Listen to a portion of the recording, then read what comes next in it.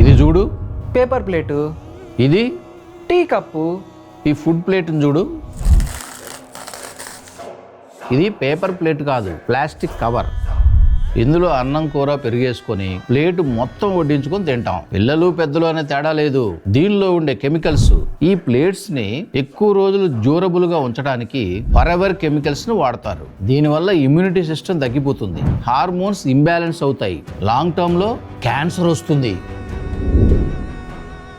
దీన్ని యూజ్ చేసిన తర్వాత డస్ట్బిన్లో పడేస్తాం, అక్కడి నుంచి డంప్ యార్డ్కి వెళ్తుంది. దీన్ని తగలబెట్టేస్తారు. ఈ ప్లాస్టిక్ ఎయిర్లో ట్రావెల్ అయ్యి మళ్ళీ మన ముక్కుల్లోకి వెళ్ళి లంగ్ క్యాన్సర్గా మారుతుంది. కుక్కలకి ఆవులకి ఇందులోనే కదా ఫుడ్ పెడతాం.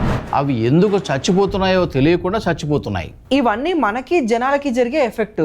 మరి ఎన్విరాన్మెంట్ కి? ఇది గాల్లో కలవడం వల్ల టెంపరేచర్స్ పెరగడం, మంచు కరగడం, సముద్రం ముందుకు రావడం.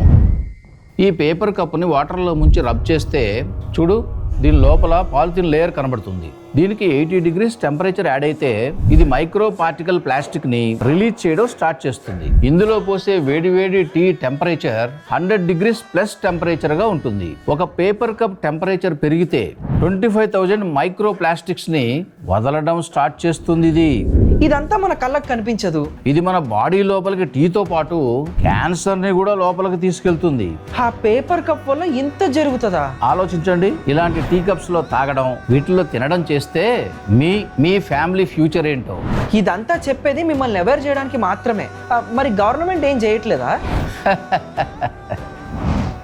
మీకేమైనా అర్థమైతే కామెంట్ బాక్స్లో రాయండి.